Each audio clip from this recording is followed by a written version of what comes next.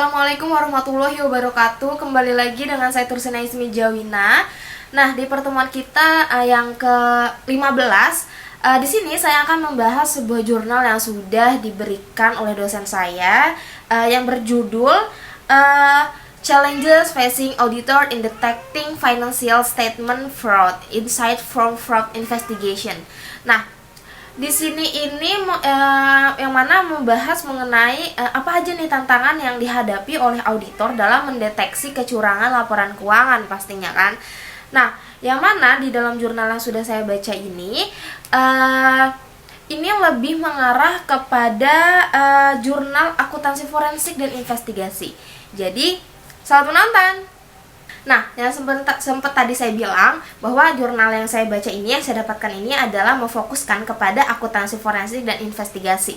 Yang mana akuntansi forensik ini itu bisa diartikan sebagai penggunaan ilmu akuntansi untuk kepentingan hukum. Nah, artinya akuntansi yang dapat bertahan dalam kancah perseteruan dalam proses pengadilan atau dalam proses peninjauan judikal atau administratif.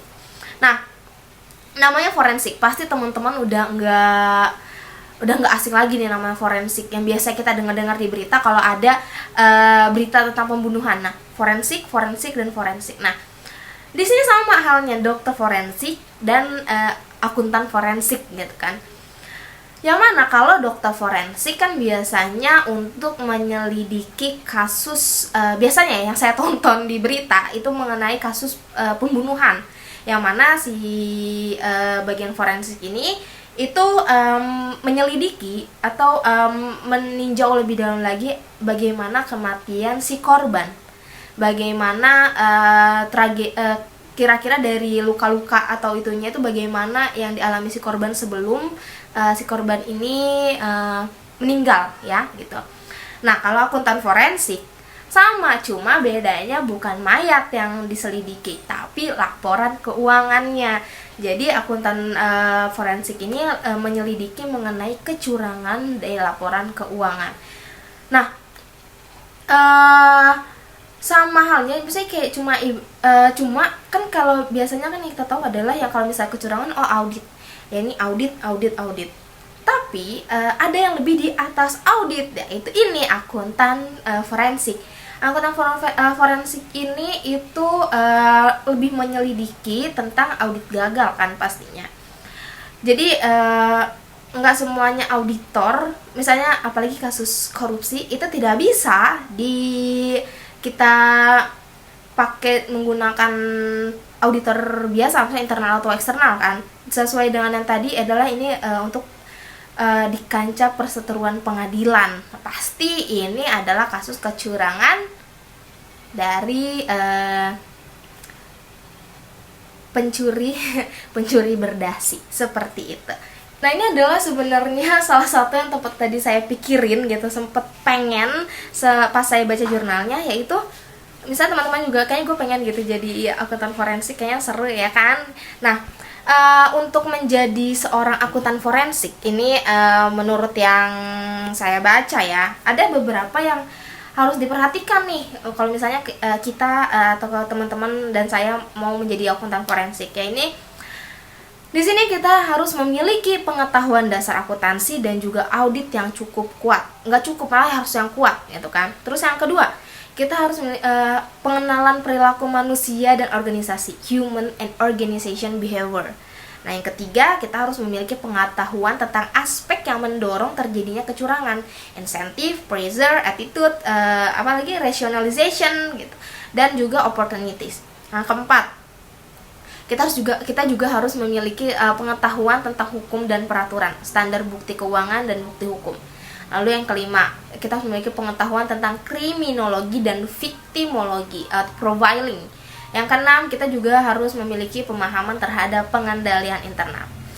Nah, di sini selain itu, menurut saya kita juga di sini harus memiliki kemampuan berpikir seperti pencuri, think as a thief. Karena di sini yang kita hadapi adalah seorang pencuri berdasi gitu kan, yang seringnya gitu kan.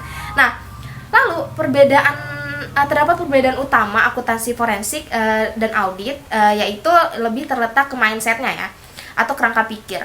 Nah, lalu metodologi kedua jenis akuntansi tersebut juga sebenarnya nggak jauh beda sih. Akuntansi forensik kan lebih menekankan pada keanehan, exception, audits, irregularities, dan pola tindakan, product of conduct. Nah, tapi kalau audit kan ini lebih ke kesalahan, errors, dan juga keteledoran, omission. Itu yang audit umum ya, yang seperti audit umum. Jadi agak sedikit perbedaannya di situ. Nah, lalu udah gatal. Prosedur utama dalam akuntansi forensik ini tuh kan lebih menekankan pada analytical review dan teknik wawancara secara mendalam, in-depth interview. Walaupun sebenarnya masih sering kali juga masih menggunakan teknik audit umum ya, kayak misalnya kayak pengecekan fisik, rekonsiliasi, konfirmasi, dan lain-lain sebagainya. Nah, akuntansi forensik juga biasanya memfokuskan pada area-area tertentu aja, misalnya kayak ke penjualan atau enggak pengeluaran tertentu yang udah didasari terjadinya tindak kecurangan baik dari laporan pihak dalam ataupun orang ketiga gitu, atau petunjuk terjadinya kecurangan, red flags tuh. Terus petunjuk lainnya gitu kan. Nah, data menunjukkan bahwa sebagian besar tindak kecurangan ini terbongkar karena tip off atau ketidaksengajaan, accidents.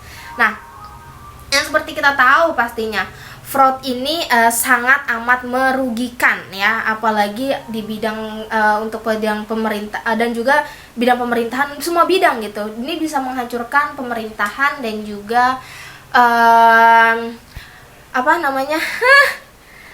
dan juga menghancurkan bisnis ya.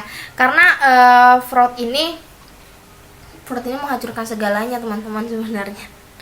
Nah, lalu pada dasarnya ya, cakupan akuntansi forensik ini adalah fraud gitu, kecurangan dalam arti yang luas gitu, bukan cuma kecurangan aja tapi luas lagi. Association of Certified Fraud Examiner ini mengkelompokkan fraud dalam 3 kelompok, yaitu ada korupsi, terus ada penjarahan aset, dan juga ada laporan keuangan yang dengan sengaja dibuat menyesatkan. Ini kayak kasusnya tugas besar 1 saya apa ya, yang PT Katarina mungkin. Nah, lalu dalam hal ini akuntan forensik ini menjadi spesialis yang lebih khusus lagi daripada akuntan pada umumnya yang berspesialisasi dalam auditing. Nah, ini ia menjadi fraud auditor atau fraud examiner yang memiliki spesialis dalam bidang fraud. Jadi bukan dokter aja yang spesialis gitu kan, tapi akuntan juga ada spesialis, yang cuma auditing misalnya. Auditing kayaknya masuk ke spesialis sih, tapi kayaknya mungkin kayaknya auditor juga kayaknya kayak spesialis gitu. Dan juga akuntan ini forensik itu sama spesialisnya, jadi ada kayak fokusnya tertentu. Jadi kalau misalnya jadi akuntan tuh nggak cuma sekedar akuntan gitu. Misalnya kayak kita S1 gitu, sarjana ekonomi, pengen ada S2-nya. Tapi kayaknya jadi saya ya, mau curhat sedikit, setelah saya baca ini tuh malah jadi kepikiran kayaknya jadi akuntan forensik seru deh gitu kan. Cuma yang saya pikir lagi, kita harus pikirin di sini kita harus sangat amat menguasai tentang akuntansi keuangan dan juga auditing. Nah, untuk teman-teman yang mau jadi akuntan forensik, belajar auditing yang benar, oke? Oke, lanjut. Lanjutnya ini ada teknik pemeriksaan fraud. Ada macam-macam tekniknya dari audit investigasi untuk mengungkapkan terjadinya kecurangan. Yang pertama di sini bisa menggunakan teknik-teknik audit yang dilakukan oleh internal maupun eksternal auditor dalam mengaudit laporan keuangan. Lalu kedua, memanfaatkan teknik audit investigasi dalam kejahatan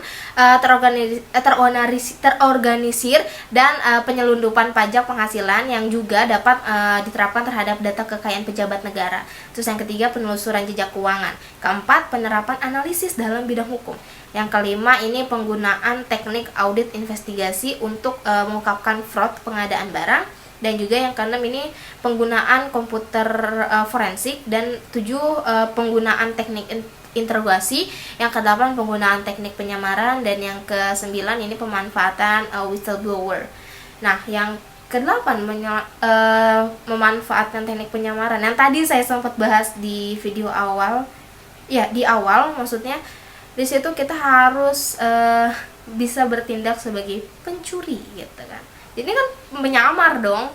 Jadi ibaratnya tuh ya, mungkin menurut saya kita tuh kayak bener-bener kayak intel gitu loh, kayak intel yang menyelidiki kasus narkoba. Cuma di sini kita menyelidiki kasus kecurangan laporan keuangan.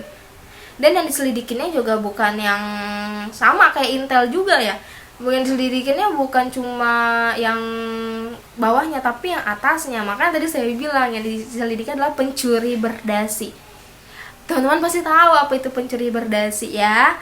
Gitu. Terus kayak yang misalnya, iya kita harus bertindak kayak ibaratnya tuh nyepuin kali ya, kayak kita jadi yang seolah-olah ikut melakukan tindakan kecurangan gitu untuk untuk untuk biar tahu gitu sebenarnya ya, untuk biar tahu. Kok untuk biar tahu sih ya, untuk tahu supaya kita tahu gitu bagaimana caranya mereka. Setelah itu kayak intel juga, kayak intel lah intinya, kayak intel yang kayak dia jual nasi goreng, tahu-tahu dia intel ternyata karena nasi gorengnya nggak enak terus bawa walkie-talkie yang kayak gitu. Jadi ya untuk ya tuh intel kan untuk kayak dia tahu harus menangkap bandarnya. Sama akuntansi forensik dan investigasi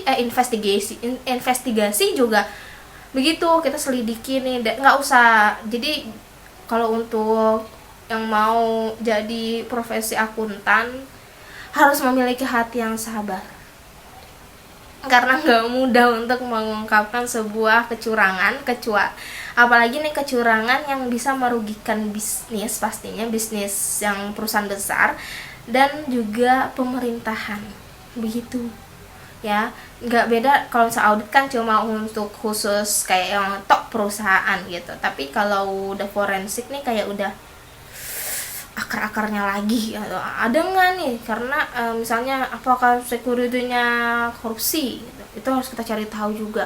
Apa ada penyuapan kayak gitu. Makanya kenapa biasanya yang teman-teman lihat di berita tuh tentang kasus tindakan korupsi, kenapa bisa ketahuan, itu diselidiki oleh yang di pengadilan ya, karena kan di sini kan kita lebih ke ranah hukum. Itu pastinya menggunakan akuntan forensik.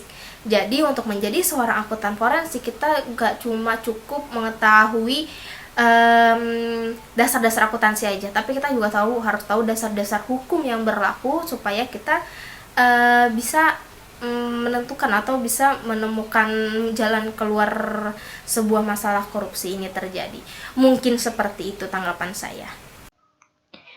Nah, sekarang yang teman-teman lihat di layar teman-teman ini adalah sebuah bagan yang saya ambil dari jurnal yang saya baca.